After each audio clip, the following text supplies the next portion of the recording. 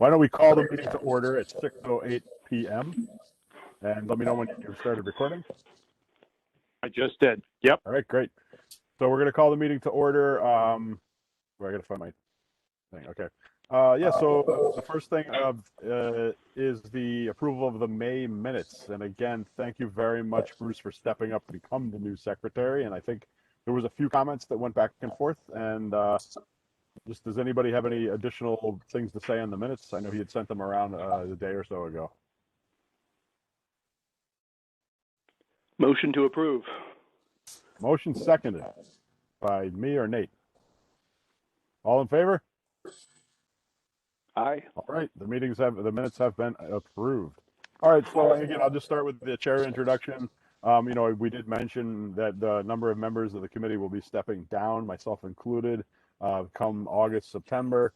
And so Karen is going to take on, and maybe people can be, CC'd to me as well, but Karen will take on some of the responsibility of just kind of conversing with prospective new members to the committee, and we will get some information out to the Selectwoman's office so that we can kind of make those next steps. And then we're just going to. Is that a motion? Is that a motion to do that? Does that need to be motioned? Oh, that's I think that's more just of a volunteer role, but it's not really an officer. So Karen's just kind of volunteered to step into that. Let's see.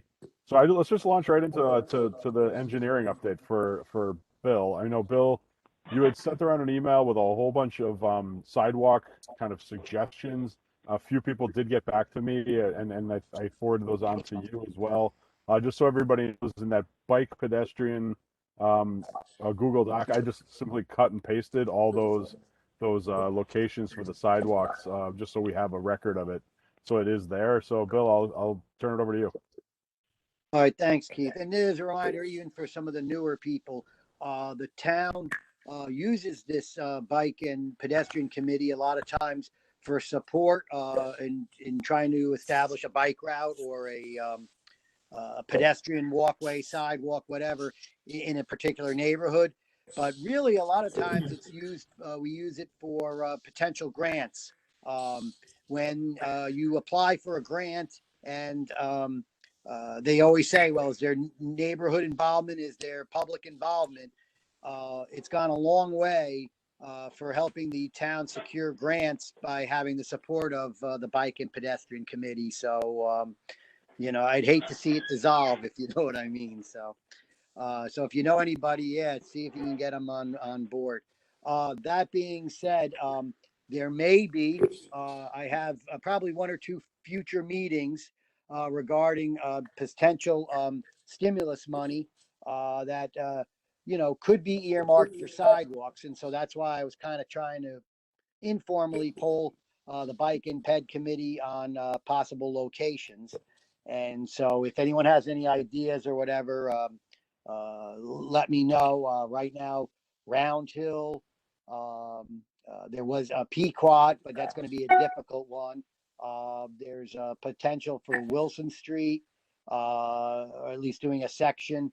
And then, there's a couple of other, north or south Pine Creek, I think, was trying to fill in a gap. So if you have any other locations, you can always let me know as we look into it. We also appear to be a little bit under budget for our Southport connectivity and the Stratfield Four Corners. So I might be trying to secure additional money there to make sure that we can do those projects fully rather than drop, particular segments or scope. So I just wanted to update you on that. As far as Santina, and I'm sure she'll bring it up, we have $8,000 or $9,000 to spend, and we have pinpointed a couple of locations in the Lincoln Park area, and then there was some discussion maybe on Umpqua, and I just wanted to clear that up a little bit because Umpqua Road on the west side, I believe, already has a sidewalk, and that's where the new development was. If we're looking at doing a sidewalk on the east side, in the area of Birdcraft. They specifically wanted a pull-off there for their buses or school buses that visit. And so we'd have to do a sidewalk that kind of loops around that, and we cut into the hill there. Not saying that's impossible, but that makes it a little bit more difficult. But if there was a strong clamoring for that, as I said, though, although there's already a sidewalk on the other side, we can look into that. And Santina told me about it, and maybe somebody else. I think it was last Thursday, and here it is now this Thursday, and I still haven't even had a chance to go out and take a look. But that's definitely on my list to take a look at. So, Bill, and- did you get, Bill, I sent in something for the sidewalk approaching the crosswalk, Fairfield Woods to Black Rock Turnpike. Did you get that? I might have. That one is already kind of on our radar, and thanks for that. As part of the Black Rock Turnpike study, I know we were doing stubs, 150, 200 okay. feet into the neighborhoods, but that would only be a certain portion. But yeah, Stilson to Black Rock, definitely. Yep. I can have that on there, and as I said, depending on how much funding it goes, or if there's other opportunities, or additional money, we can definitely look into that. Well, this was specifically the end of Fairfield Woods Road, not Stilson. Okay, that end there. Okay. Yes. At Black Rock. There is Yep. one on the list that says Fairfield Woods Road, Stilson, BRT. Right. Yep. That's the one. Yep. Okay. So yeah, I thought I had it on the list, but But I was specifically talking Fairfield Woods. There's a lot of noise on the next door site because there's a crosswalk there and there's no way to get to it without. And there's now, over. is that by I think there's a Primo Pizza and a gas station on I'm going to call that the north side, and on There's the south nothing- side is the Panera Bread. Well, there's Panera on the south side, but there's really a space between the pizza. There's vegetation and whatever, and the area gets overgrown, and All right. So that might be more of a maintenance thing, or is there a missing sidewalk there? there is no sidewalk. There's a missing whatsoever. sidewalk. Oh, okay. It's a dirt path. I run That's on right. it. Okay. And it is an access for people coming from the middle school. Yeah. Now there was, believe it or not, there was one time a couple of years ago where we thought it was missing, and believe it or not, DPW, the runoff and maybe the mulching, for there's some vegetation and plantings there, actually covered the sidewalk, and then they were able to uncover it. And it's possible that could have happened again. So I'll look into that. There might actually be a sidewalk there, and if not, we can look into that. And then the other thing is sometimes there might be money from Mark Barnhart's office if the particular sidewalk request is in a low to moderate income area. So I don't know if this would qualify, but another one that I was kind of earmarking, just again to give people an idea, is at Tunx's Hill Cutoff. I know there's a bus stop near the McKinley School there. What's that? Knapp's Highway.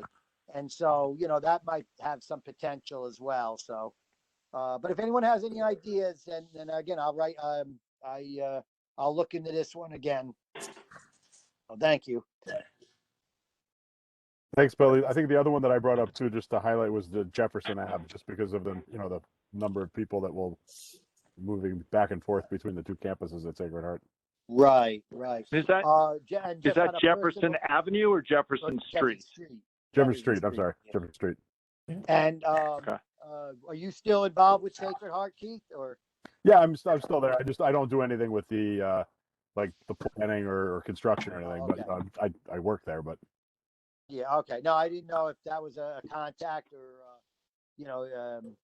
there's a couple of names that I do have mainly for the traffic lights, but I think Paul Healy might have been one if he's still there, and there was another one that. And then, of course, I can always reach out to the former chief, Gary. yeah, Gary McNamara is there, so Yeah. I'm sure you can reach out to him Yep. as well. All right. Yeah, we tried to have a meeting on MetroCog to try to get Jefferson Street, Old Town Road, and another towards Stratford, and have it as one big regional corridor. But they were saying that we'd have to kind of like get the design plans first and then go for construction, and that's where everybody kind of dropped out a little bit. They were hoping to get a planning study or something going for that, but so we keep on trying just to let everybody know. Thanks, Bill. And I think did you have a meeting in early June about Pequot Avenue? I know there's a lot of emails that went back and forth about that. I don't know if it's on the call or not, but Judith, she mentioned there was some information that happened with that. Yeah, we had some So information. this is Jack, just Okay. to let you know I'm on. Okay, Jack. Jack's on, Judy is, you couldn't make it. I'll go back on mute. Okay, thanks, Jack. Jack. Yeah, we did have a meeting with Jack, Judy, and there might have been one other person. Forgive me if I couldn't remember their name. And we were discussing. They had, I'm going to say, like maybe 6 to 8 highlights. Looking at, and I did go to Pequot Avenue. We have, as I said, a sign inventory and the pavement markings. I'm going to put together a plan, some of which would be for replacement. If something, the pavement markings, they should be put back, and maybe a sign or two, but then additional signs as well. Regarding the Avenue, we did additional survey information, and we only have like 4 feet from the edge of curb as a property line, and so that's going to be really, really tough. That means we take out the whole thing if we're able to do a sidewalk, and that still includes people's mailboxes, utility poles, hydrants, things like that. So it's going to be a really tough thing to do unless we really get a lot of people to grant us easements. And in that area, I'm not sure if that's going to be doable or not. But what I'd ask the people on the call is maybe at least informally find out if the residents or the property owners themselves support the sidewalk. Many times we'll have, and particularly for that area, or maybe areas near schools, for instance, where there's people who live a block or 2 away that support the sidewalks, but people who are abutters or own the property are maybe not as inclined to support it. That doesn't mean that it can't be built, but obviously when we have neighborhood support, things can get expedited a lot quicker, for sure. So yeah, I'll try to develop a plan on that. Oh, the other thing is, I did even reach out to UConn, the safety circuit rider, and see if they had any suggestions or ideas. And basically, they kind of said signs and pavement markings. I even tried to do an idea which maybe Keith or some others are familiar with, where I could swear in some of the cities they have like a lane, and 12-foot lane, and then half of the lane is like colored blue or has the bike symbol, and so it's kind of like shared. It's a little bit different. I don't think it meets MUTCD, but if it works there, maybe. And she said that she would be against that. That it's not MUTCD, and maybe in an urban area where the speeds are, there's so much traffic, it's only like 15 miles per hour. Maybe you can get away with it or something like that. But for here, she didn't recommend it. And so signs and pavement markings, the Sharos and things like that is what she had recommended. So I just want to let everybody know that we're still working on it and trying to come up with some improvements, but at least we can do some short-term ones soon. Bill, I have who you said she. Who is the she who said it didn't meet MUTCD? That would be Melissa Evans from the UConn technology transfer. We reach out to them to just kind of give an independent opinion or feeling or whatever. And sometimes we use them to confirm, if we have a good idea. And then sometimes they'll be like, well, no, have you tried this? And so Okay. far she hasn't come up with anything. But in fairness to her, I mean, I did send it, I think it was this morning, and she replied later in the afternoon. And I'm pretty sure if she comes up with another idea or something, she'll let me know. But on the surface, she that's all that she could offer so far. So Do you know if I'm trying to think off the top of my head the name of the organization that writes the MUTCD? Are there plans to revise? Because I've been reading a lot of articles from professional organizations saying that there's a lot of problematic guidelines in there that aren't, catching up with our changing mindsets about prioritizing pedestrians and cyclists in our designs. And I'm just wondering, have you heard anything about some revisions to MUTCD that will because I feel like so often we get into these binds, right? We have these great ideas and we feel like our hands are tied by these regulations, which clearly aren't keeping up with the way our lives are changing. So have you heard anything? Well, it's ITE I think it's the Institute of Transportation Engineers, and it ends up being a legal document that is, I believe, adopted by the Federal Highway Association, federal government. And so I think every decade they put out one. And I honestly think this year they were going to, do a little bit of different things, like maybe approve an RRFB, which is the rectangular rapid reflective beacon. And that would be, something, or maybe do a tweak of a crosswalk or something like that. And I think they were a little bit blindsided when they did the draft. And like Sarah said, so many bike and pedestrian groups, people from Complete Streets, maybe even, really gave them a lot of pushback, saying that they went from anywhere where you need to incorporate a chapter on additional pedestrian and bicycle safety measures to rewriting the whole thing. And so I know there's been a lot of pushback and back and forth. I think they've extended the deadline for some input. So at least they're giving the, I guess, assumption or, the pretense of at least taking a further look at it. But I haven't heard any rumblings of they're not going to do anything or they're going to do anything. I haven't heard anything like that. So. But I do know there's been a significant number of people making comments. That's for sure. Good. Well, I hope they're listening. Thank you for the update on that, because it does seem to be restricting a lot of our possibilities for making roads safer. So, thank you. Sure. This is Jack. If I could just add 1 minute on the Pequot Avenue side, Bill's been very helpful. We had a very good call, and Bill, you're savvy about how to approach the neighbors. We're taking very seriously. We're going to reach out to sort of a trial balloon about what the tolerance is for the kinds of things that we want to do. Sidewalks is the hardest thing for sure.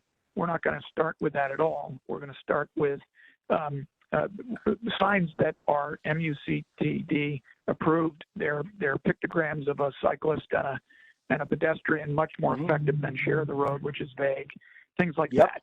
We're going to talk to the neighbors that will be abutting those signs.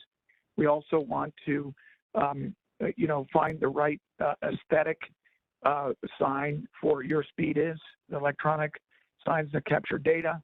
And, we have some funds the Saskatoon can pay for that. We're thinking of 2 signs, but the locations we're still working out.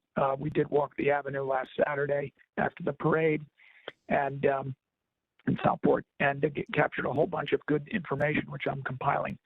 That would be very helpful. Thank you. Yeah, and the aesthetic part of it is important. We think that's going to be very important to the neighbors, and so we want, one of the things that's a downside of a solar, even though that's probably the best option all around, is that it sticks way up and it's kind of an eyesore a bit. The police folks that helped us also, who we met with, basically gave us the same input that you might get pushback. So we're looking for something that's a very low visibility, hardwired if necessary, and we'd look for the town to support the ongoing cost of that. So that's pretty much where we are. We'll be talking with the neighbors first, small group, and then go from there. We'll be working on this through the summer. Thanks, Jack. Just for the purposes of our notes, can you just state your full name and address, just because we need to put that into the minutes? Absolutely. So it's Jack, The last name is spelled I-J-A, M as in Mary, S as in Sam. It's pronounced Iams. I'm the president of the Sasquatch Association. If you need help with the spelling of that, I'm happy to provide that. Yeah, yeah. I think you have my email address. If you just want to email it to me, that'd be great because I have no idea how to spell that. So Yeah, let me. I struggle with Jack, but So is that Keith speaking? yes, that is. Yes. Yeah. Just give me your email, please. Yep. You know, I think I have your email. I'll just send you a quick email.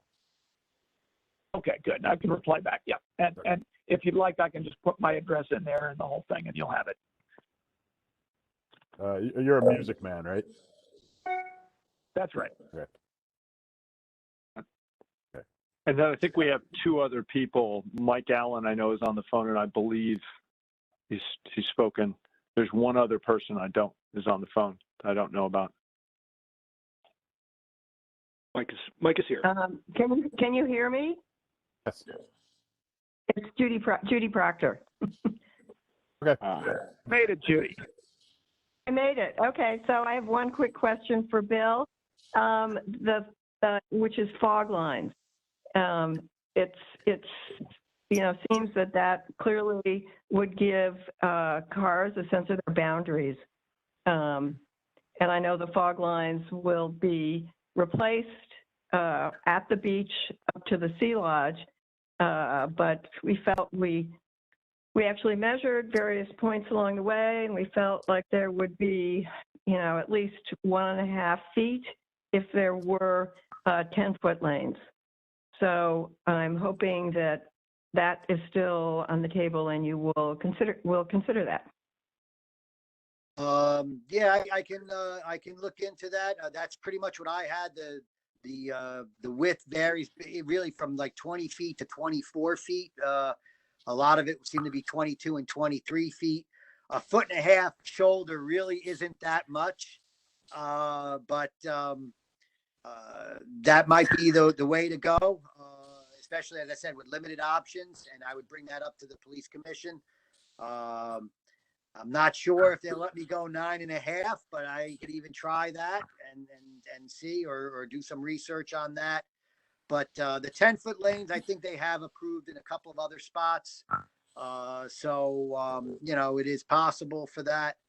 And as I said, it's one of those things where, for pedestrian and bike awareness, you want people to see the signs, you want people to see the markings, and yet sometimes it's a little counteractive in terms of the neighborhood who wants things discreetly, if you know what I mean. So, there's no doubt about it. I mean, even the one day I was there for an hour, I counted about a dozen cyclists and maybe a 10 to 12 pedestrians. And that was 11:30 to 12:30 on a fairly hot day, 85, 86 degrees. So, and that's on a weekday. Yeah, it's definitely It's a very busy avenue. It's a very busy avenue all the time. And I do think that Scott Thompson had sent out an email as well, because Westport, they repaved the Westport section as well, and he was trying to connect with some people in Westport to see if those lines and signage could be extended into Westport. So anything with connectivity is great. And I'd like to add to that, with the fog lines. I know, Judy, you've mentioned to Bill before, there's some tight spots on Wilson Street, but the police commission approved that, and it's worked well for Wilson Street. I know it's a different street, it's a different context to an extent, but it has been done in the past. There's sections where the fog lines, where the road's pretty narrow, but we made it work on Wilson, so it's definitely doable. And that was one of the ones at 10 feet that I was mentioning, I think. Right. A couple of spots. So Bill, just in terms of process, do we need to get the neighbors on board for this, and then we would jointly present it to the police commission? How does that work? Well, there's two approaches. One is we could redo what was done, and I could have them, or knowing that we might extend it, perhaps if they wait a little bit, we can try to get a little bit of momentum. But one of the questions, you don't necessarily have to have neighborhood support for it, but one of the questions by the police commissioners are always going to be, well, does the neighborhood support this proposal? So they kind of put you in there. And I think the selling point could be that, because some people are going to say, oh, it looks like a highway or suburbia, whatever. But at least we could say, well, right now you have 12-foot lanes. And so we're making them 10-foot, and so therefore that should theoretically slow down the traffic a little bit. So maybe that's the selling point to approach. And the fact that it will bring the cars closer together. And so therefore, if somebody is on the edge of the road and a car comes, at least it gives them a little bit of a buffer, Well, they also have them on the Gold Coast on Beachside Avenue. So, people are aware that this is an approach to traffic. That's good to know, and it's helpful, because if they try that, well, not in our area, well, look across the street where across the river where the property values are probably comparable, so that will definitely help. Yeah. I do owe Westport a call. I have not had a chance to give them a call. I'd like to say, add my 2 cents. With neighbors being concerned about aesthetics, I can appreciate that, but I'm wondering, and I will gladly raise my hand for future information to put in Brenda's newsletter or something, educating folks on how these infrastructure elements, signage, fog lines, how beneficial they are to saving human lives, rather than viewing them as an eyesore or something that's taking away from their neighborhood aesthetic. Spinning that to what it really is, which is contributing to the value of their neighborhood by making it safer for people to walk and ride the bikes. Because I feel like there's a misconception out there, or there's a misunderstanding, and there's an opportunity to educate people about what these things really do to contribute to the vibrancy of their neighborhood and the safety of their neighborhood. And that's definitely a good approach. I'm just letting people know what's said in the past, and for anybody here, Sarah leads by example, even where one of the things, oh, you're putting a sidewalk. I thought it was going to be on the other side, and yet she has the sidewalk right in front of her house. And as you know, she's very active, and I think she's helped at least sway some of the neighborhood. So it can be done, but it does take effort and work. So thank you, Sarah, on that. Yeah, you know what? Village over self. It's just, it's important. It really matters. We have to trim back our bushes a little further each year of where the sidewalk is. That's okay. It's worth it for people to feel safe walking around the neighborhood. So thanks. Yeah, and to that point, when I did put this in the email that I sent out the agenda, but when I spoke with Jennifer Carpenter yesterday or the day before, she did mention that there was a reporter from the New York Times that was doing an article on Fairfield and, kind of the livability of the city. And one of the things that they asked a number of questions about was the complete streets policy that we had. It was specifically to, how that really affected all users of the road, people that maybe non-standard users of the road. And I think that, kind of striking while the iron's hot is there is some positive press that's coming out around these ideas of complete streets and improving accessibility and improving safety.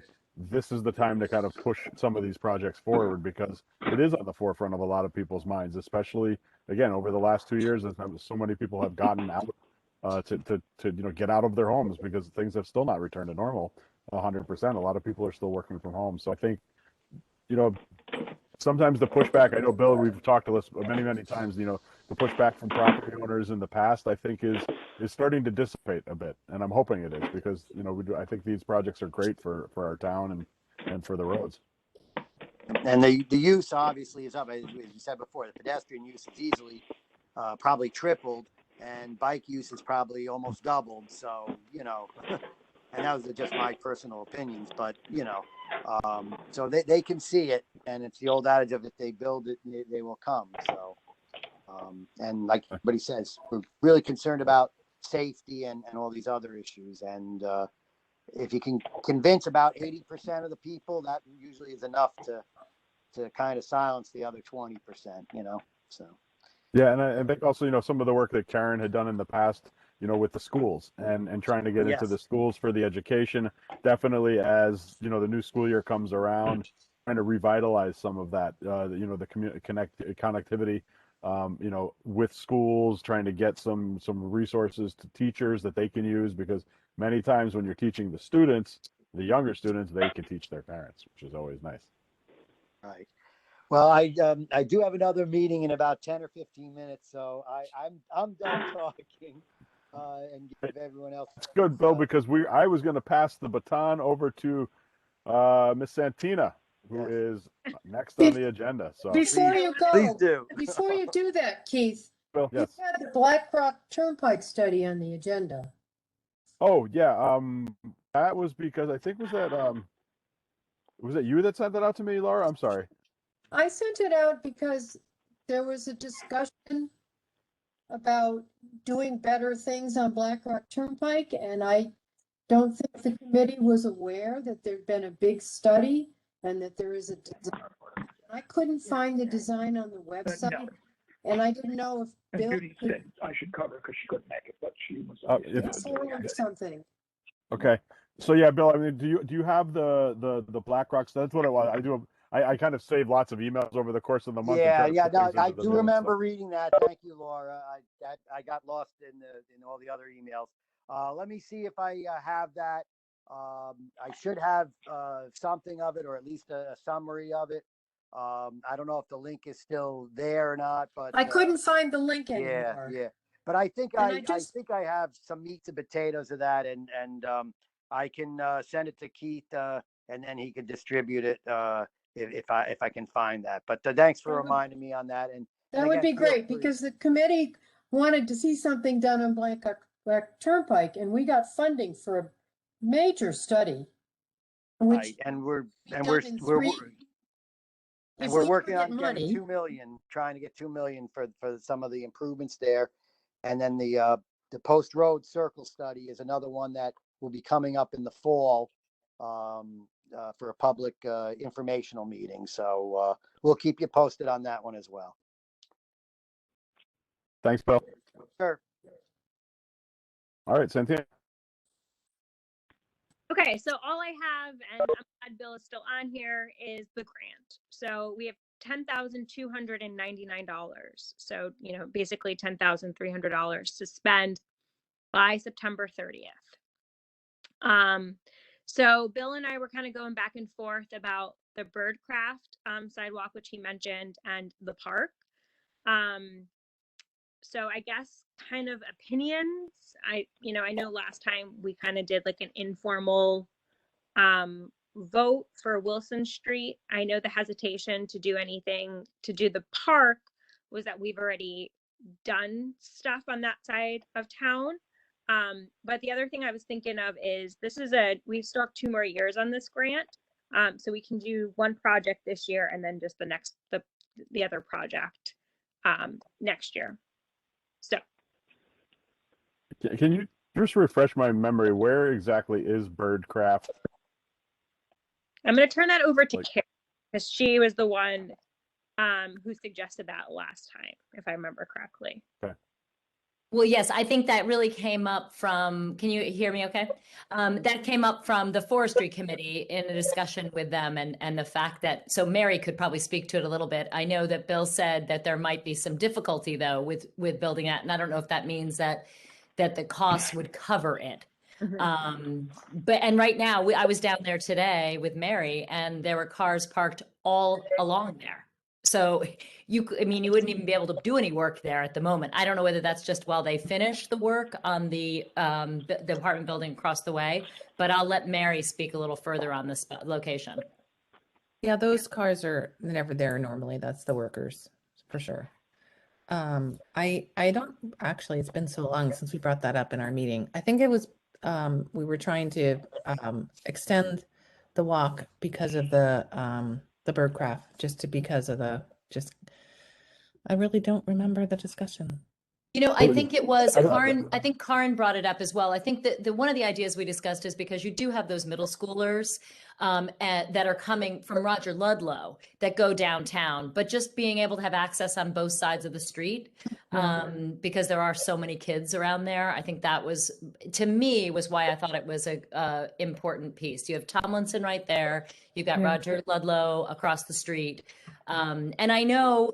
I think it was last year, not this past year, the year before, that there was someone hit on the way to Ludlow. I think it was a high schooler, but because that road gets so jammed up. So I think it could be a worthwhile spot and a spot that people would recognize. So then my question is, do we pick maybe the park for this year and then allocate funds next year? And I'm just saying the park because Bill's familiar with the area, and then it gives him time to figure out any possible complexities with Birdcraft. Well, plus it will also mean that they'll finish all the development as well. Yeah. Yeah, and I mean the Jackman one, it's really just that one little section, from the sort of just that park side that has never been done. Okay. So is everyone okay with that plan? Bill, are you okay with that plan? Yeah, and again, I just want to highlight, there was Jackson Avenue, there was, I'm going to say like near the firehouse, or there was like one or two homes that don't have a sidewalk on the one side. And then we can look, I think on the I guess it's the east side, kind of near Fairmont, was an area that didn't have any sidewalk along the park. Those were the two areas I was thinking of. If there's some other area or different, or the other one, I mean, I didn't think the sidewalk was shot or anything like that, but if I'm missing something, please let me know, or just do a little sketch and you can send it to me. Yeah, Bill, I can send you pictures. So yeah, there's no sidewalk on the park where it's along Warwick Avenue. Fairmount has a sidewalk. And then when you get onto Jackman Avenue, there's no sidewalk, and that entrance on Jackman Avenue, that's kind of the primary entrance that most people use. It's where the sign is. And it's funny, I believe there's a sidewalk in front of the resident, and then it just ends before the park. So that obviously is priority number one. I would like to see it on Warwick Avenue as well, just for connectivity. But yeah, I'll send you pictures. I took some pictures a few months ago. Yeah, I said Fairmont, it might be Warwick, those two are pretty close. Warwick side is the most least used. I mean, it's really not the side because the entrance is on Jackman. Yeah. Right, and that's where the playground equipment is too. Correct. Okay. So that Jackman area there, yeah, I'll look at that and see if we can improve that. And as I said, there's one section I know that's not there, and if there's a missing section within maybe a quarter of a mile of that, maybe we could try to get that, if that helps bring some neighborhoods into the park. So there actually is on Edgewood.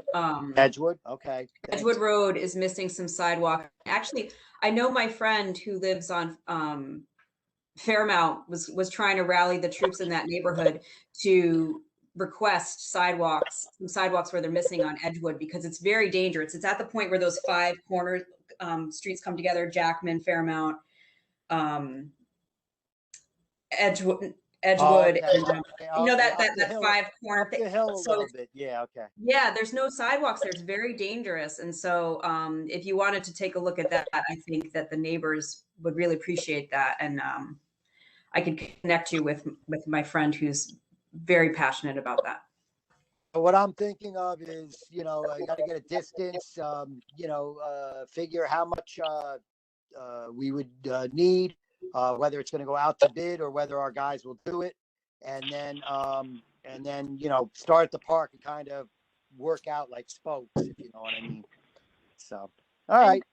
Bill, last time when we did Wilson, the state was okay with just having DPW doing it. Mm-hmm. So I know that was something we were checking with. Yeah, we'll check. But with the new public works director, he's kind of like, they're busy. We shouldn't be doing some of these things, but I'll check and see. This might be small enough where, we're not going to take, a crew away from a month's worth of work, so. Yeah. Okay. So then I'll email you. Is everyone okay with that? Doing the park this year? And then for year 3, which is next year, looking at the birdcraft area. This way it gives us more time to figure out any complexities, and construction will be over. Does that sound good? Okay, perfect. I'm just curious, if you don't mind, is that a motion we are putting forth to vote on, or is this an informal yes I or think no? it's an informal, because this is the health department's grant. So we just kind of turn to you guys for your opinions. I think last time we did a vote, Keith, if I remember correctly. Yeah, so actually, I think in this case we probably would put it to a vote, make a motion that we are recommending or in support of the health department's proposal to focus first on the park, and then with this grant money, because it is not our money to be giving out, so it's just we're kind of approving what you have suggested. So and if we'd like to make, I can make a motion that that I don't know how to exactly state it. How do you want to state it, Santina? And then we can say a motion to agree with or disagree with it.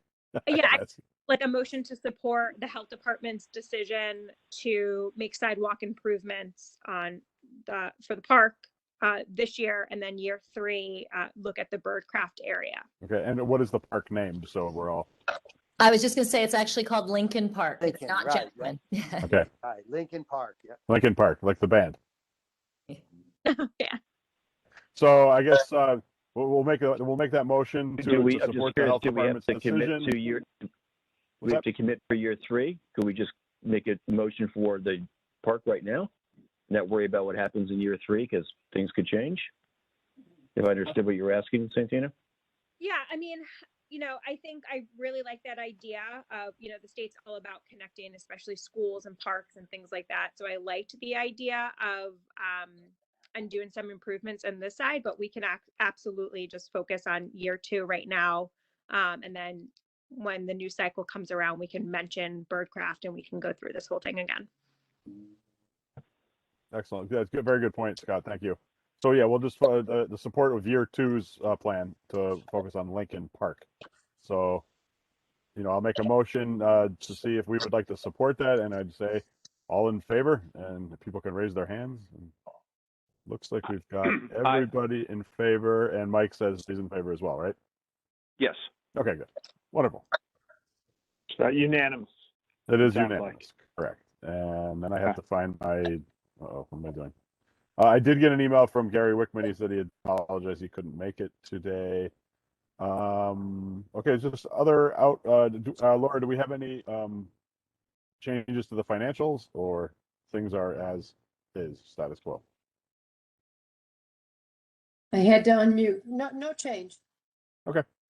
From the first select woman's office, again, I did mention already that I did have a call with Jennifer regarding that reporter, and I know we're going to try to talk a little bit later towards the end of the meeting just about some of the comments for the update on safety rules. So we'll get to that in a minute. Maybe we'll just go right into the Sustainable Fairfield Task Force. Linda is not here. Mary, are you able to speak to that? Just a couple of highlights as it pertains to the Bike and Pedestrian Committee. Yes, the only thing I want to say is that we are hoping that there are some folks here that would be interested in connecting with us on the Transportation Subcommittee to help us with documentation related to what you all do on your wonderful committee here. So if you're interested in doing that, you can connect with me or Daphne Dixon, who's our chair of our subcommittee on transportation. Thanks, Mary. If you wouldn't mind just maybe putting your name and emails in the chat, and Daphne as well. And also, I'm not sure, Laura, if you noticed it, but Mary did put the link to the BlackRock study PDF in the chat box. Did not see that. Okay, so yeah, that is there. Thank you, Mary. And then we're moving on to the Mary, you confirm that link works?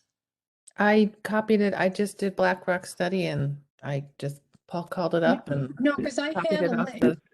I had a link that yeah, it works. Saved it, but it didn't work. No, What's that? I called up the document and I copied the URL off the top of the, Okay, good. yeah. Does work. A couple people mentioned. Forestry Committee. Oh, you go. I had to leave early, so I'm going to turn that over to Mary. No, you go.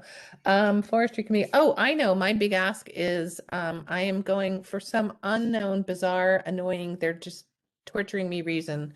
I am going before the Board of Selectmen at 4 and the RTM at 7 on Monday to ask them to pass the same damn pollinator pathway resolution. And in my one-page write-up, which I will send to Keith so he can send to you, I noted that the Forestry Committee works very closely with the Bike Ped Committee because trees are very important to both of us and specifically to you guys because it's a calming, traffic calming tool, part of very important for complete streets. And trees are very important to the pollinator pathway because they are very important host plants for moths and butterflies, which are important pollinators. So I do a better job writing things than I do speaking, obviously. Great. Well, send them on to me. So I'll send you the one pager.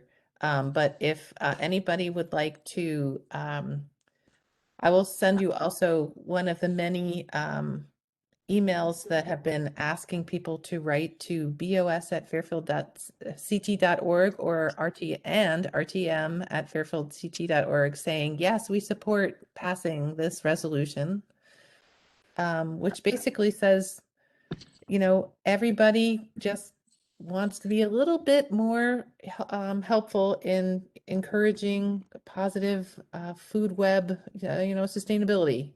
That's really all this pollinator pathway stuff does. And Karen has done her own fair share on this related to this, not just in Complete Streets, but also through the Tucker Fund.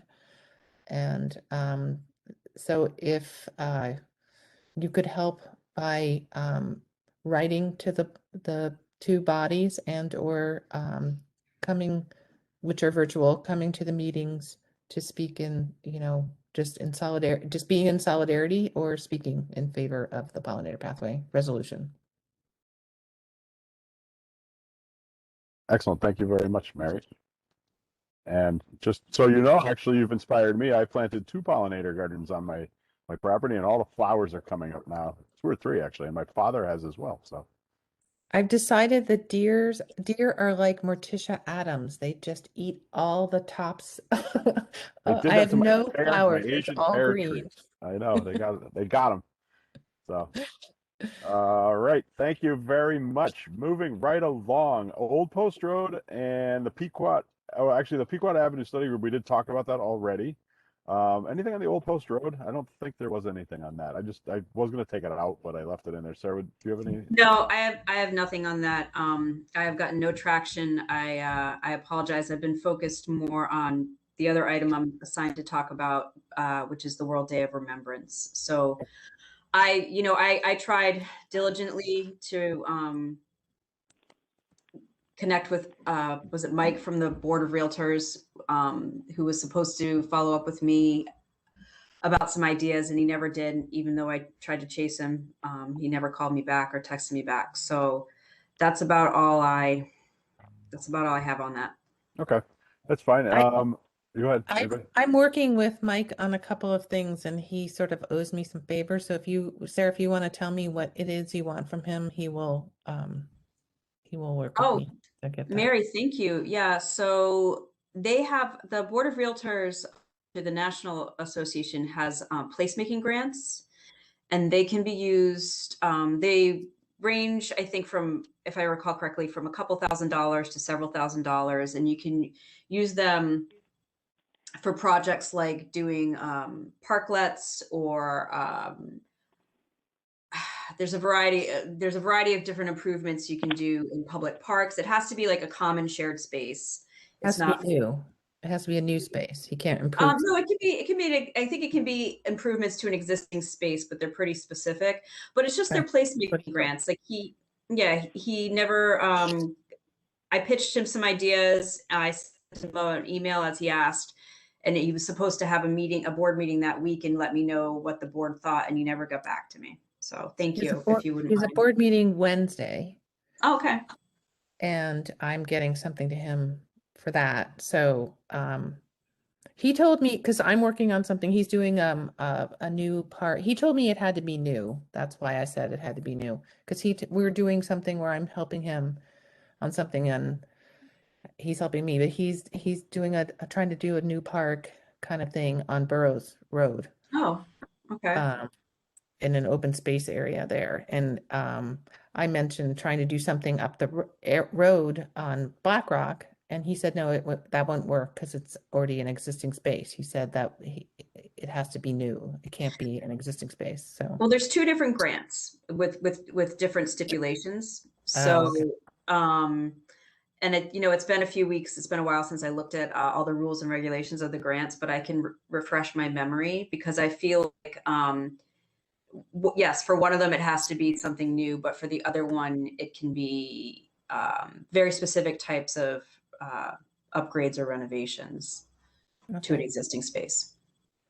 All right. Well, my email's in the chat. Maybe we can find a time to chat, and I'll we can find a way to get on the phone.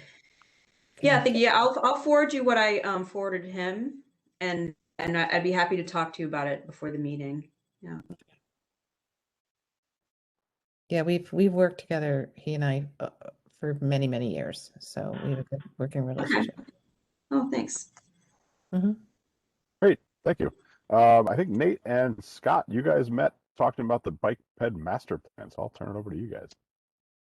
We did. Can everybody hear me? Yep. Yes. Okay, great. I got a notification a minute ago saying my microphone wasn't working. But Scott and I met on Monday night, and I believe he has graciously offered to join me on this project to reevaluate our bike pedestrian master plan. The current plan is about 8 years old, so we're not desperate to have a new one. I think it needs to be done every 10 years. Is that correct? Can someone confirm that? I don't know actually if there is a requirement for that, but okay. I thought you mentioned at one point that it was 10 years old, and that's the POCD. Yeah, POCD. Okay, okay. Yeah, bike ped master plan I don't just think kind of the sits out there. master plan has any expiration date. Okay.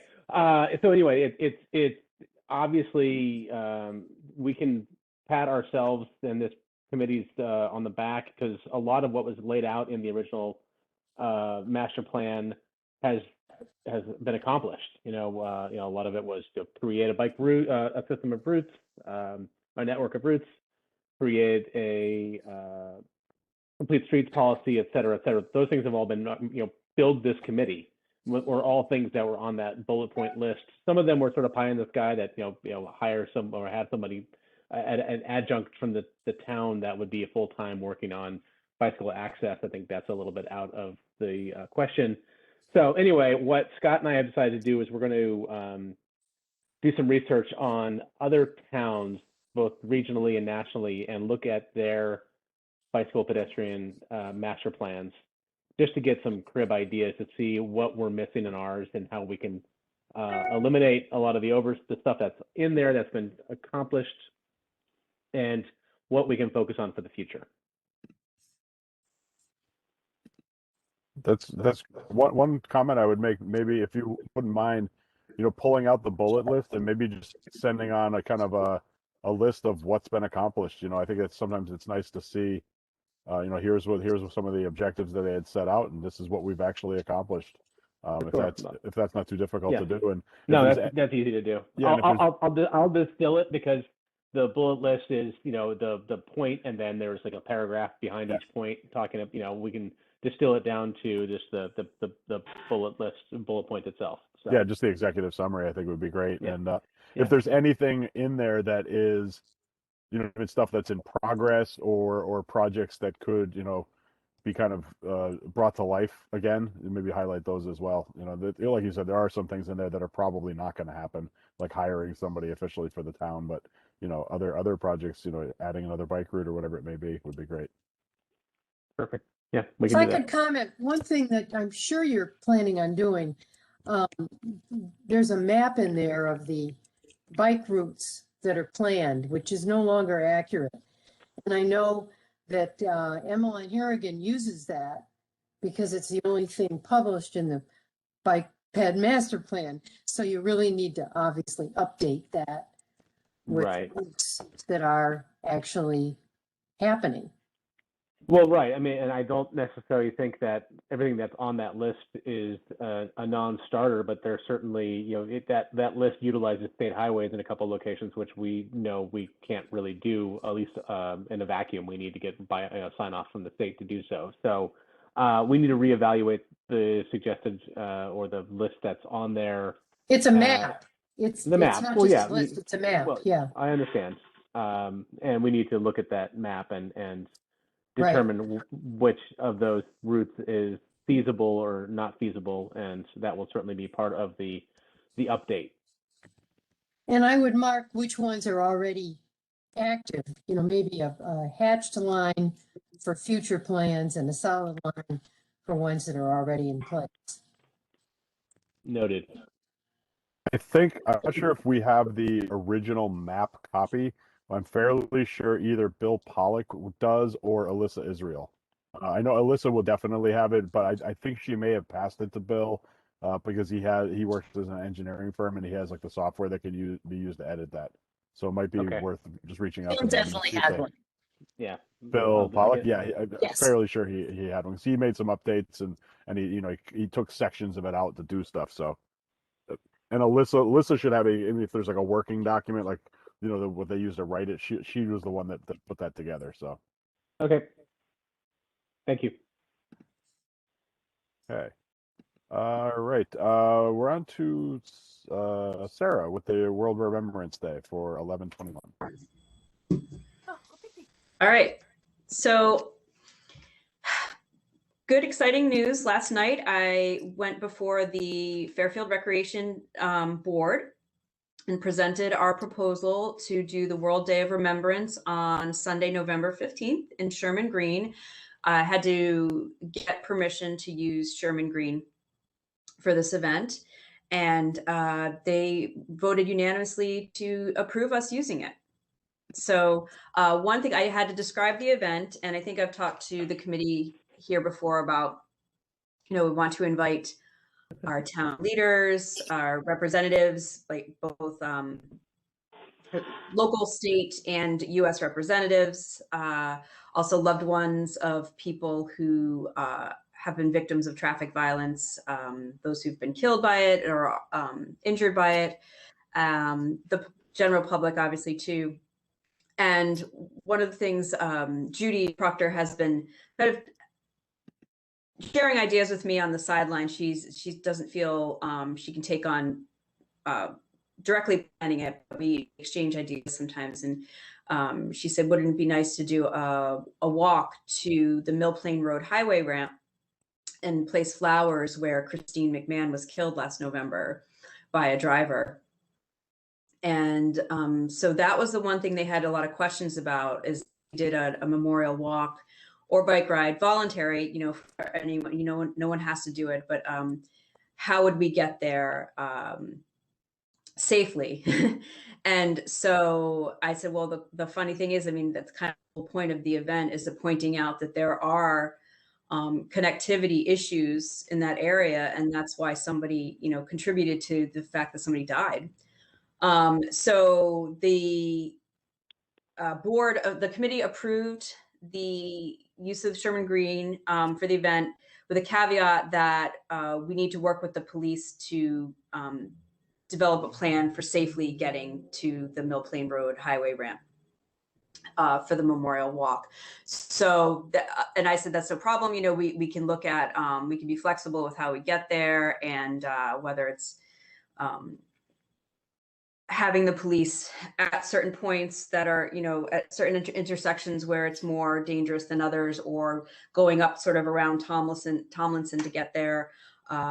Yeah, that was their one thing. And of course, we had planned to do that or at least I had planned to do that anyway, consulting with them to make sure that those who wish to walk to Mill Plain Road can do it safely, as well as asking some of their representatives to speak at the event, as the first responders who are so emotionally, mentally, and physically impacted by having to show up to incidents of traffic violence on a regular basis. So that's it. We're on for November 15th. Mark your calendars. It'll be early in the afternoon because it'll be daylight savings time. So we got to get the walk in before it gets dark. So yeah, that's all I have. So Sarah, I just want to ask, do you have a particular route in mind right now for the walk? Because I've been in touch with Mike Parrish, who's in charge of the safety team, and we could easily connect. He's very responsive whenever I've reached out to him. So I'm sure with this much advanced time, we could get something in place. I haven't been in touch with I don't have a route in mind. And I'm up in Stratfield, so I'm not as familiar. I can get around there, but I don't, like back routes. We don't have a particular route in mind, but I would love to talk to Mike and start talking about it as soon as possible. Because I'd like to have them involved, whether we do it a straight shot from Sherman Green down Post Road up Mill Plain, or we do a back way.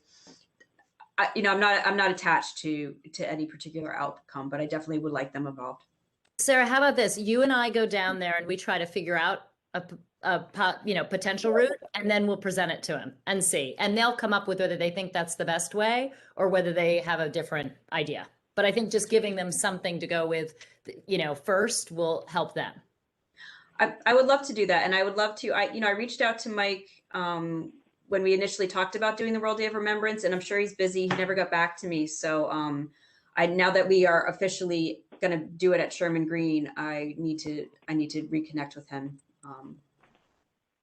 about that and having speakers. So that'd be great. Okay. Thanks. Excellent. Thank you for that. It seems like it's going to be a good event. And that leads us into the next thing. I actually put the next one on the agenda before Linda had talked to me. She was one of the people that did a lot of our events, but just thinking about the future events, we're starting to come out of the pandemic. One of the things that might be worth trying to reinvigorate would be the History Museum. And working with the History Museum, they've done the walks and the bikes with us over the last couple of years, and they've always been very popular. So just well, I'm sorry, I'm just about to sneeze, and it keeps stopping as soon as I hit the mute on the microphone. But if there's other event ideas, that we're thinking that we could possibly do over the next couple of months. Sorry, guys, it's happened to me like 3 times. I'm trying to talk, and I'm gonna hit mute and sneeze, and then of course it goes away. So, are there any other events or ideas? The History Museum definitely was one of our more popular ones for the newer members of the committee. We've done a couple of them. One of them was just kind of, they highlighted a few key parts around town. And what it was the Walt, who was from the History Museum, would kind of go ahead in a car. And we had bikers that would, bike to the next spot. And then he would give a 5-minute talk, and then we would go to the next spot. We did one on the graveyards of Fairfield. It was so good. Yeah. And I think it was the guy that started Monster.com. Jeff Taylor, he was the guy that's been restoring all the ones that are up on what's that road up near the Country Day School. Bronson. Up on Keith, up on Bronson Road. Yeah, so he did that one. I think we were going to do one of like the taverns and things like that, locations of taverns. So there's definitely ideas, and we added a walking component to one of them as well. So that's definitely something that we could, think about trying to start up again in the fall. It's always nice to do that. Whoever would want to be in charge of this, Walt would go over, I think we've done 4 or 5, Black Rock, Southport, we've done, and Walt could tell you what we've already done, and he would be the one to get ideas of what he would maybe want to do next that's different, or if he'd want to repeat one. So that's how I would approach it. And so, like, again, if there's a member of the committee that would be like to, just kind of think about doing some of these events, it would be good to connect you, Linda, Walt, for that particular one. What was the other one we were going to do? We were going to do the one with Captain's Cove and a boat. I think we did that as well. We And, did the Black Rock bike ride, yeah, but we had to cancel the boat ride at the end of it. yeah. Already do the bike ride. You were going to do one with us with forestry because we have 6 signs in town, right down in town. And I don't know why that got canceled, but That's a walk, right? That was a walk. Yeah. That was a walk. Yeah. That's like downtown, town hall up to Birdcraft and Sherman Right. Green and that area. That might be a really good one to do, given everything that was also, with in front of the community theater with the planting, and there were so many people unhappy about the trees, and it might be a nice sort of public way to turn it around. I mean, the garden looks beautiful in front of the community theater, so just having, connecting the two and having the forestry, and if we could get Jeff to go on it too, I think that would be really kind of neat. Well, you heard him today. He can't do anything right according to the public, so. I mean, and also to that would give you an opportunity to highlight maybe the missing sidewalk portion, and try to get people to say, hey, if this is where we would like to put something, right to the health department, right to whoever, and like I said, the more support there is for that, it's going to get done. So, yeah, so there's lots of things happening. Let's see. I do want to try to get through everything. Laura, you did you attend that webinar? You said you were thinking about it, but. I did, and it actually Okay. was today, and I'm going to make this really brief because it was somewhat over my head and it was really geared toward people doing planning. And they had some, high-level people who do regional planning, who work for government, National Cancer Institute, and they talked about a SLD, Smart Location Database, that has tremendous amounts of information about all sorts of regions in the country. It pulls together data from a lot of different sources, demographics, and it can be very useful for planners. But the other thing that was a little bit interesting is every now and then they talked about how designs in your community affect health. There's a couple of one interesting piece of data is there's more walking in communities where the homes were built before 1973, which I thought was interesting. What my guess is they're probably closer in and they probably put sidewalks in back then. And now you've got, like in Greenfield, these great big houses with no sidewalks. Diabetes is less likely in walkable areas, as is high blood pressure. So there was some interesting data put out. If anybody is interested in listening to this webinar, it's about an hour and a half. I can send a link when I get it because it will be posted. But I didn't find a lot that we could use because we're not really heavy into the details of planning. So, okay. All right, thanks. I kept it short. Next up, I know Scott, Nate, you guys did a great job of Safety summarizing some of the safety tips and things like that. There was a number of comments. I was just reading through them again. I'm not sure if everybody had those emails and wanted to take a look, but definitely I think what we were planning to do is to have 2 versions of it. One would be the very quick bulleted list, which was the thing that we would put into the actual newsletter for the first select woman. And the second would be what we could put up on the website of our Bike Ped Committee website. There was a couple of comments, maybe moving the driver's section to the top. There was one comment that said maybe we should get the police to at least take a look at them, because I'm not sure if we've said anything that would go against what's actually a law or something for traffic laws. So I'm not, Karen, is that you have a pretty good connection with the police? Is it maybe if once we've kind of come to a conclusion, this is what we would like to say, just sending it to them saying, is there anything wrong with this? Totally. I think that's a good point, and I'll give it to you guys, Scott and Nate. Yeah, I mean, well, first of all, thanks, Keith, for I guess asking me to produce those. And just for those on the call, thank you for those who've helped out. It's great content. What I did is I just went onto, the web and Googled and kind of found best practices, I'd like to think, and then just kind of copied and pasted and did a little bit of editing. I think Sarah made the comment about motorists, drivers, et cetera, should be included, which we included that in the second draft, I guess if you want to call that iteration a second draft. I also like the thought of moving motorists atop of pedestrians and bikers, has a lot of resonance. So thank you again for that. That being said, I think I also sent out the town of Weston's tips. I obtained those from somebody I know through one of my biking groups. They were pretty summarized, but what I liked about it was the fact that the town of Weston is going to be sending out those tips to all the households in their real estate, bill every year. So I guess their real estate bill, if it's like Fairfield, goes out, I think, pretty soon.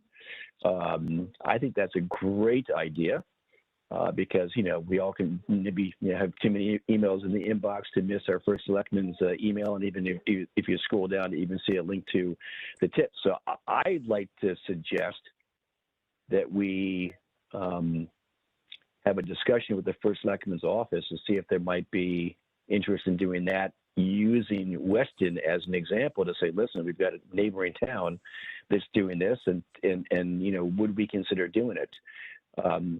New to the group here, but also being active on the roads as a cyclist, and to Bill Hurley's comments earlier this evening, there's a tremendous amount of people on the roads, biking, running, and walking more so than ever before, I'm sure due to COVID.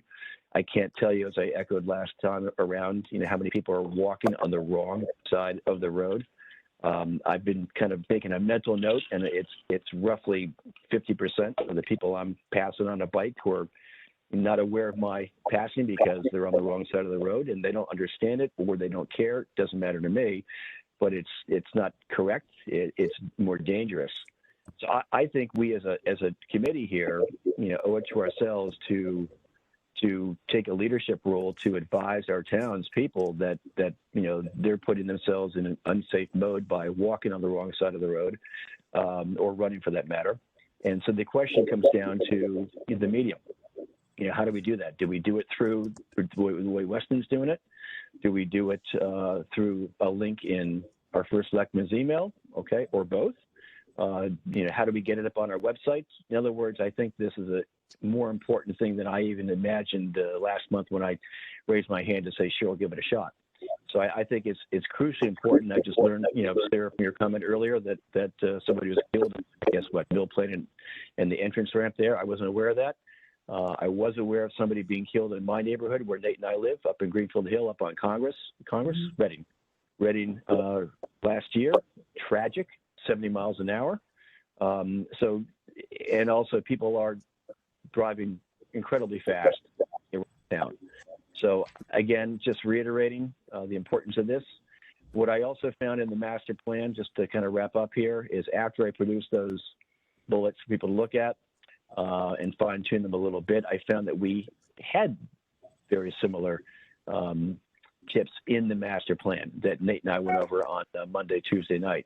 So what I'd like to do is just kind of cross-reference. Take a look at what I produced with your input. Take a look at what's in the master plan that was inked, 8, 9, 10 years ago.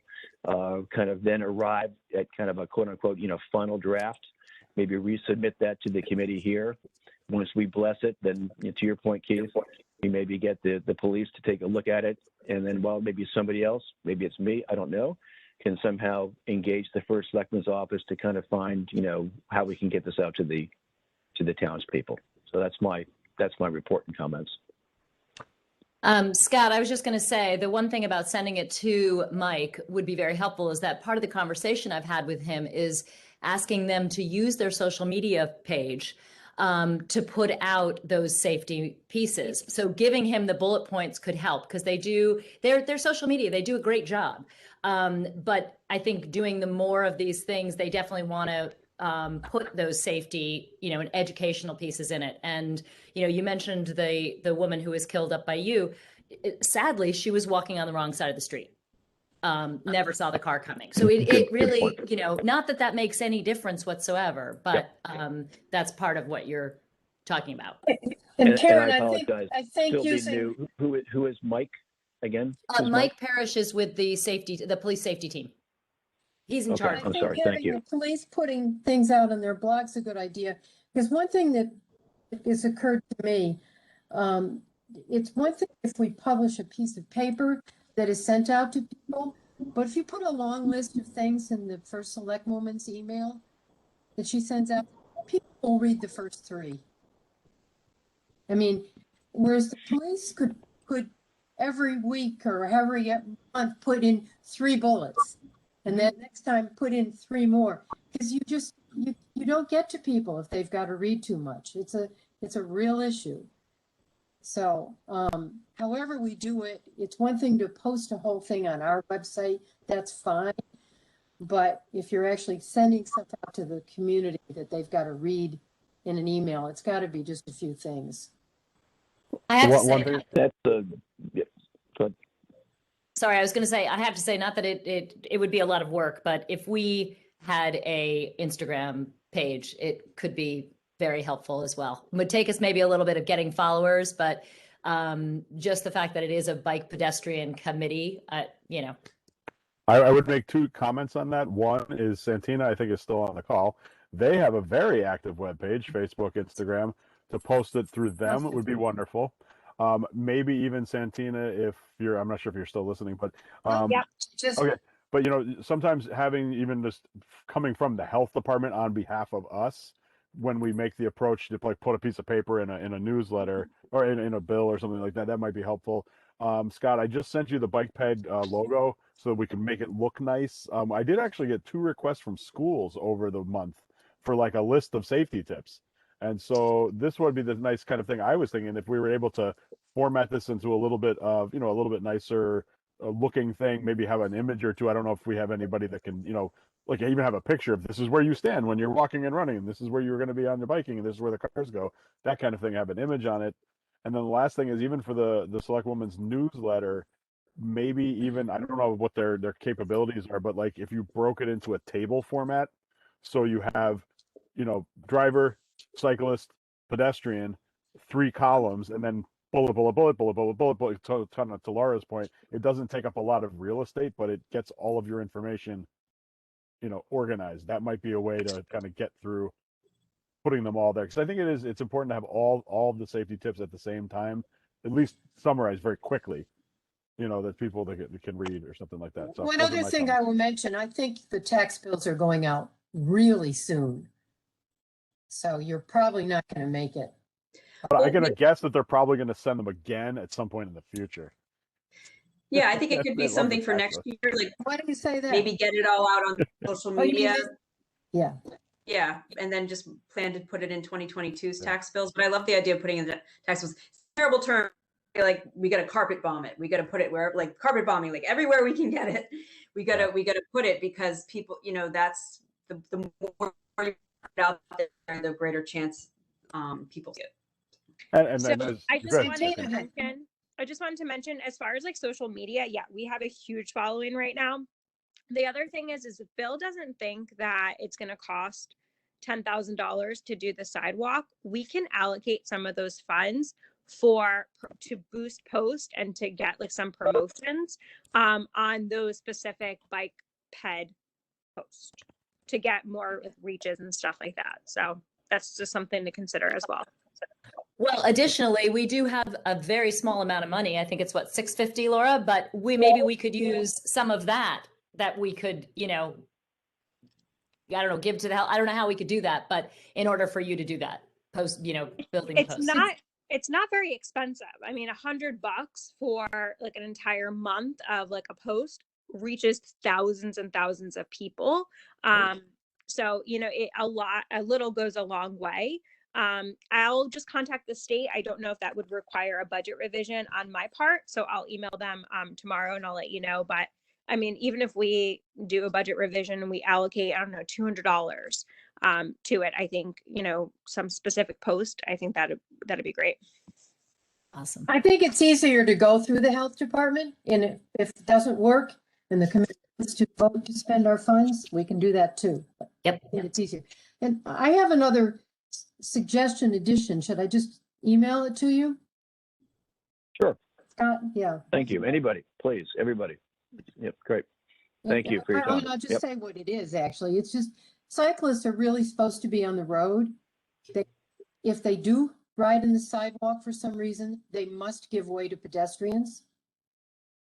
And it's good that everybody knows that. I've had cars yell at me for being in the road and telling me I should be on the sidewalk. I know Sarah understands. It's the same part of town. I bet it's the same guy. Probably the same jerks. Yep. Yeah. But sidewalks are for walkers. Yeah.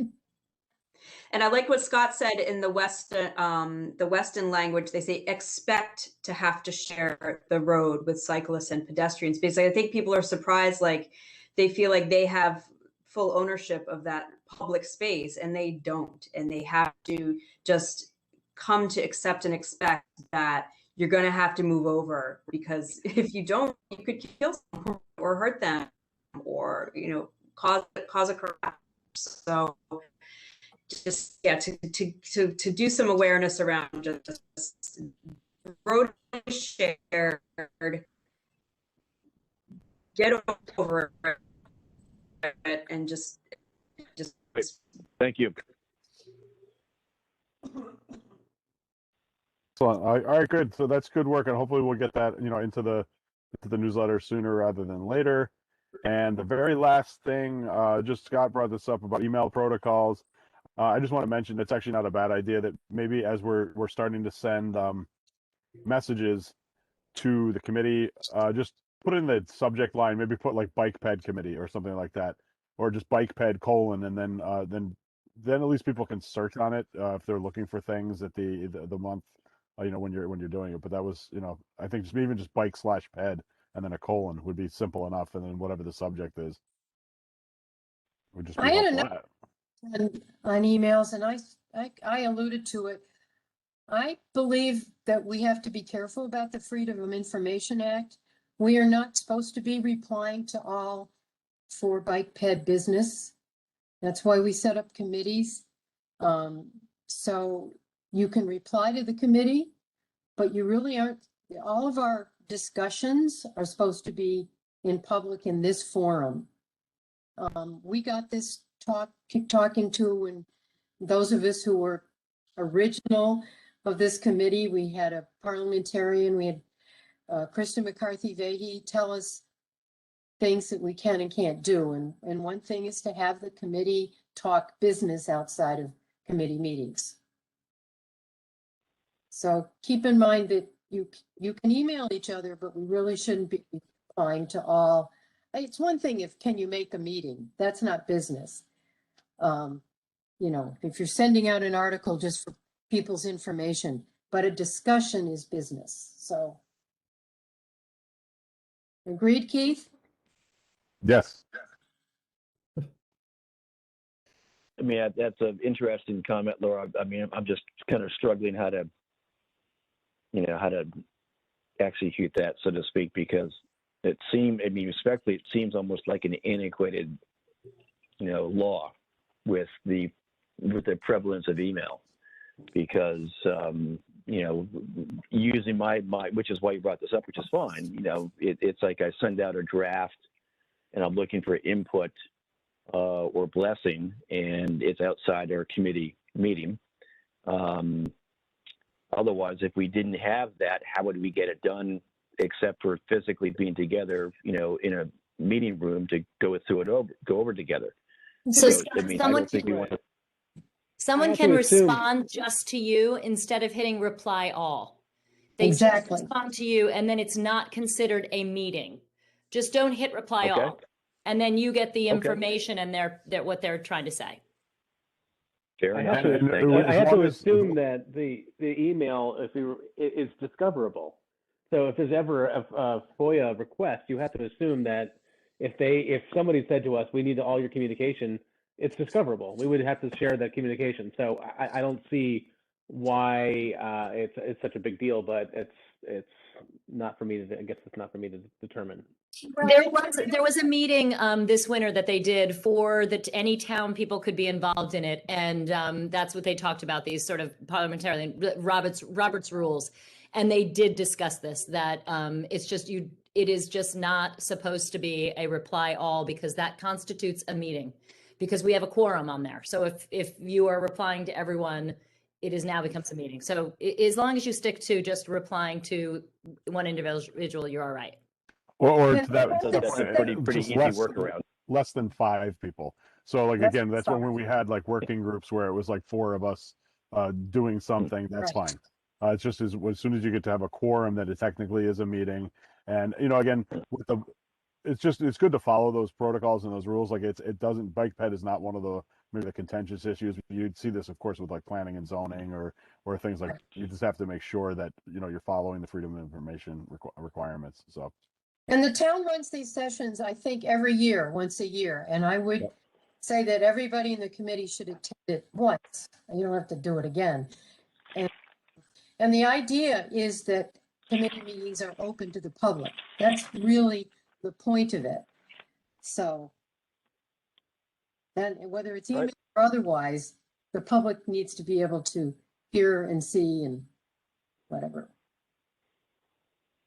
Yes. Great. Thank you for that. So going forward, no reply all, just direct emails to one another. Fair enough. Easy. Yeah, or like I said, or small working groups, working groups. Okay. Yeah. You're fine. Excellent. All right. Well, I think we're at the end of my notes. Is there anything else that anybody would like to bring up, discuss, say?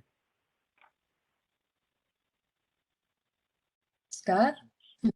You're just saying goodbye, Scott? Or? Just I've got a question, or maybe a comment. It's a comment. So my brother is very involved in the city of Norwalk. He's a real estate developer, and he has put together a committee himself for the East Norwalk area. I think they branded it like East Norwalk Association. Okay, that makes sense.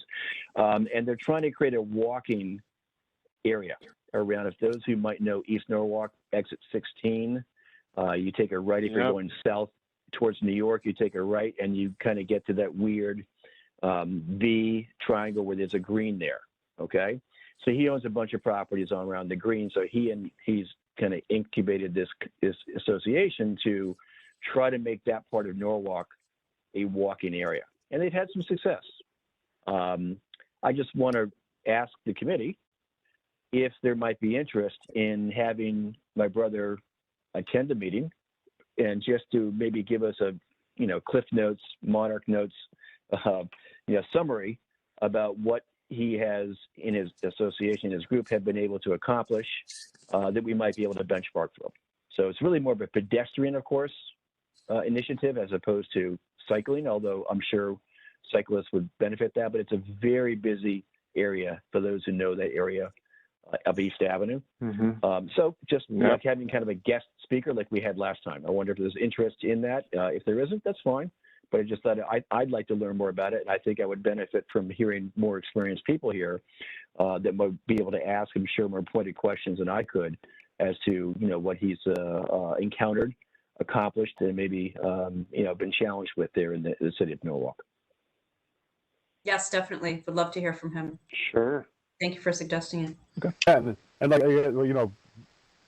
kind of be moving on, but like, I think it's always good to bring people from the outside in to kind of share what they've done, because that always sparks new ideas. And I think it's a great way of learning about what others are doing. And any kind of connectivity, especially within Connecticut, is always useful, because, the towns do overlap a bit sometimes. I wanted to add to that. I don't know if you completed the press, that Norwalk is in the process of installing a Pride crosswalk. I don't know if you saw that. Is it on West Avenue? I'll send the article to everybody. But so there's an existing brick crosswalk, and outside it, they're lining it with rainbow. It's a permanent installation. It's not paint. It's another type of more durable material. But it was championed by the mayor, and it took I think it was originally supposed to be installed a year or so ago, but the pandemic obviously slowed it down. But it's very cool, and I can't wait to see the finished product. But I will quickly find the link and send that to everybody. Great, thank you. Just before, I just want to close the meeting officially because my battery is like at 2% on my deck here. Sarah, will you include me on that too as well? Sarah, could you make sure I get the information about the Pride Walk? Yeah, I gotta go, guys. Yep. I'll see you next month. Okay. Take care. All right, so just all in favor of closing the meeting? Everybody's raised their hands, so we have that. All right, good. And then Sarah, I'm not sure if you heard Mary, but she wanted to have the Pride information sent to her.